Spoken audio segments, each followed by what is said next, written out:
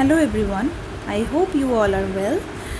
Welcome you all to my arbitration class. My name is Payal Sen, Assistant Professor of Indraprastha Law College. I am going to teach you arbitration agreement in this lecture. So what is arbitration agreement? Arbitration agreement is defined as an agreement to submit present or future disputes to arbitration.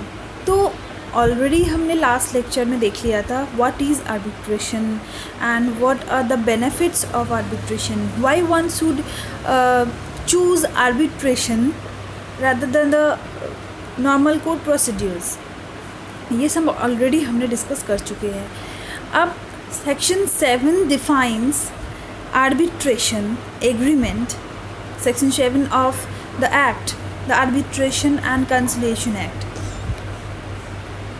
defines what is arbitration agreement. So let us discuss about this. Arbitration agreement एक ऐसा agreement है जो दो party agree करते हैं कि कोई भी प्रेजेंट डिस्प्यूट अगर ऑलरेडी अराइजन है या फिर अगर फ्यूचर में कोई भी डिस्प्यूट अराइज होते हैं then we will go for the arbitration. This generic concept comprises two basic types. One, a clause in a contract by which the parties to a contract undertake to submit to the arbitration the disputes that may be arise in relation to the contract. This is called arbitration clause. And second type is an agreement by which the parties to a dispute that has already arisen submit the dispute to arbitration. Submission agreement. Actually दो type के arbitration agreement होते हैं. एक तो है कि अगर उनके दोनों पार्टीज़ के बीच में कोई कॉन्ट्रैक्ट है या एग्रीमेंट है, in that agreement there is a clause that if there will be any type of future dispute or if there is already there is a existing dispute, then we will go for the arbitration. This is the arbitration clause. But जब parties के बीच में dispute arise हो चुके होते हैं and उसके लिए एक सबमिशन करना है आपको एग्रीमेंट करके, then it will be called submission agreement. The model law defines the arbitration agreement in Article 7.1, Subarticle 1, an agreement by parties to submit to arbitration all or certain disputes which have arisen or which may arise between them in respect of a defined legal relationship, whether contractual or not. Model law के according arbitration agreement क्या होता है? ये दोनों parties के बीच में, दो parties के बीच में एक ऐसा एग्रीमेंट है या फिर आर्बिट्रेशन में एक ऐसा सबमिशन है कि कोई भी अगर एग्जिस्टिंग डिस्प्यूट है या फिर फ्यूचर डिस्प्यूट अराइज हो सकता है तो उसके लिए कोई भी एक लीगल रिलेशनशिप को ग्रो करना या फिर लीगल और कॉन्ट्रैक्चुअल रिलेशन को ग्रो करने के लिए एक समझौता कह सकते हो कि अगर हमें कोई भी हमारे बीच में डिस्प्यूट अराइज होता है तो हम कोर्ट में ना जाकर आर्बिट्रेशन प्रोसेस पे बिलीव करेंगे. Now according to section 7 of arbitration conciliation act 1996, the feature of arbitration agreement are. तो मैंने अभी थोड़ी देर पहले क्या बोला था कि section 7 of arbitration conciliation act defines what is arbitration agreement. Now we will see what are the main features which is given under this section. Number 1, the arbitration agreement may be in the form of an arbitration clause in a contract or in the form of a separate agreement. So what is this? Already हमने first slide में देख लिया था कि there may be of arbitration agreement. It may be a separate agreement or it may be a clause within the agreement which has been done between parties. So arbitration agreement अलग से भी दो party बना सकते हैं, arbitration agreement specially कर सकते हैं, या फिर कोई भी पार्टनरशिप मान लीजिए, या फिर कोई भी बिजनेस के लिए जब दो पार्टीज़ के बीच में एग्रीमेंट बनाते हैं या कॉन्ट्रैक्ट बनाते हैं, उस कोई भी एक क्लॉज में अगर ये ऐड कर देते हैं कि फ्यूचर डिस्प्यूट्स के लिए they will go for the arbitration, इस क्लॉज में भी हम लोग कह सकते हैं this is a arbitration clause. It may not be any separate agreement. Number 2, N arbitration agreement shall be in writing. Of course एक आर्बिट्रेशन एग्रीमेंट राइटिंग में ही होना चाहिए. And arbitration agreement is in writing if it is contained in a document signed by the parties. जो writing में होगा arbitration agreement, उसमें parties के signature चाहिए. An exchange of letter, telex, telegram or other means of telecommunication which provide a record of the agreement. हो सकता है कि वो पेपर में राइटिंग में ना हो, but it may be a soft copy, online letters, exchange of letter, it may be telegram, it may be a telex, या फिर कोई भी किसी भी तरीके के टेलीकम्युनिकेशन हो सकते हैं, जिसे भी हम लोग एज रिटन एग्रीमेंट ही मानेंगे. C, an exchange of statements of claim and defence in which the existence of the agreement is alleged by one party and not denied by the other party. कोई भी अगर statement या कोई भी legal document में या फिर कोई भी कॉन्ट्रैक्ट में अगर इस तरीके से कोई भी पार्टी क्लेम करते कि हमारे बीच में एक आर्बिट्रेशन एग्रीमेंट हुआ है, if there will be any dispute we will go for the arbitration process, और दूसरी पार्टी ने डिनाई नहीं किया है, उस केस में भी हम मानेंगे that it is a arbitration agreement because other party has agreed in this point. The reference to a contract to the document containing an arbitration clause constitutes an arbitration agreement if the contract is in writing and reference is such as to make that arbitration clause part of the contract. कोई भी अगर contract में written में अगर कुछ insurance ऐसा होता दिया रहता है कि वहाँ पे एक आर्बिट्रेशन क्लॉज है एंड दोनों पार्टी एग्री करते हैं, कोई भी पार्टी डिनाई नहीं करते इस बात को, तो that will also be an arbitration agreement. Now the law applicable to arbitration agreement. अब हम देखेंगे कि arbitration agreement में किस तरीके के law applicable होता है. The law applicable to the arbitration agreement is defined as the law governing the questions relating to the formation, validity, enforcement and termination of the arbitration agreement.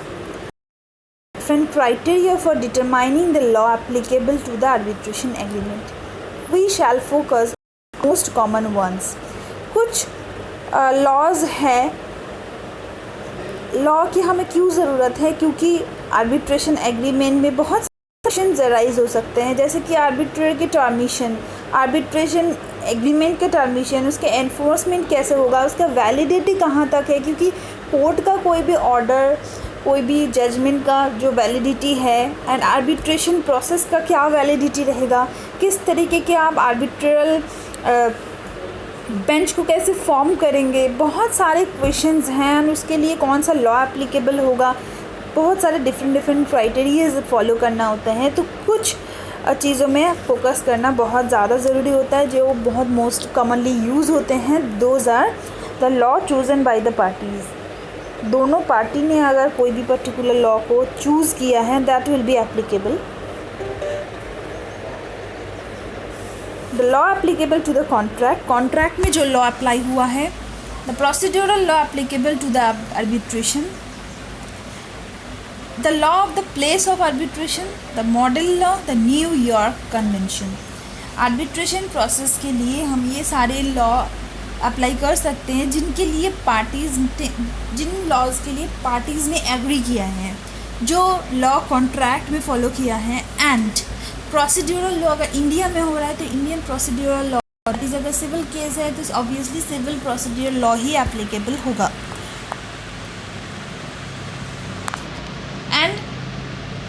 अगर कोई भी state law, जैसे state list है, union list है, concurrent list है, तो कोई भी अगर ऐसा लॉ, क्वेश्चन ऑफ लॉ है जो स्टेट लिस्ट में आता है, तो ये आर्बिट्रेशन प्रोसीड्यूर जिस स्टेट में हो रहा है वहाँ का लॉ ही फॉलो होगा।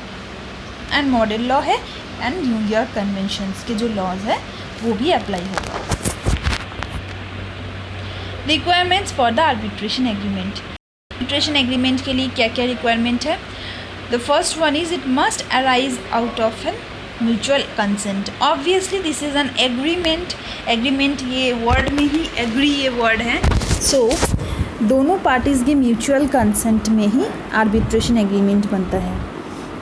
Number 2, the parties must have legal capacity.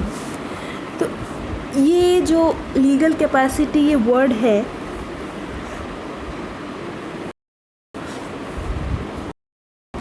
ये legal capacity actually contract act में डिफाइंड है। Then that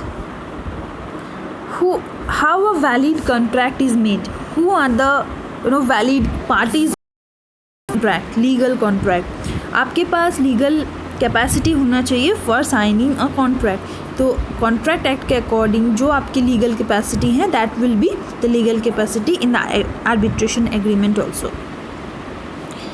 number 3, agreement must be made in writing. ये भी हमने देख लिया था कि आर्बिट्रेशन एग्रीमेंट राइटिंग में ही होगा। And it must arise out of a defined legal relationship. कोई भी legal relationship, defined legal relationship में ही आर्बिट्रेशन प्रोसेस हो सकता है, अदरवाइज़ नहीं। कोई भी इलीगल रिलेशनशिप में कभी भी आर्बिट्रेशन प्रोसेस नहीं हो सकता है। मान लीजिए कि कोई भी दो पार्टी अगर ये एग्री करते हैं कि कंस्पिरेसी करके कैसे हम दूसरों को चीट कर सकते हैं, this is a illegal thing. For that you can't make a contract. And 5, subject matter must be arbitral. जो भी सब्जेक्ट मैटर होगा वो ऑब्वियसली आर्बिट्रल होना चाहिए। दैट मीन्स इसको कोर्ट प्रोसीजर से या फिर आर्बिट्रेशन प्रोसेस से सॉल्यूशन किया जा सके, इस तरीके का ही कोई भी सब्जेक्ट मैटर होना चाहिए। ऐसा नहीं होना चाहिए that is out of any human intelligence या फिर out of the scope of law. इस तरीके के कोई भी क्वेश्चन ऑफ कोई भी सब्जेक्ट मैटर नहीं हो सकता है। आर्बिट्रल सब्जेक्ट मैटर पे ही हम आर्बिट्रेशन एग्रीमेंट करेंगे या फिर आर्बिट्रेशन प्रोसेस फॉलो करेंगे।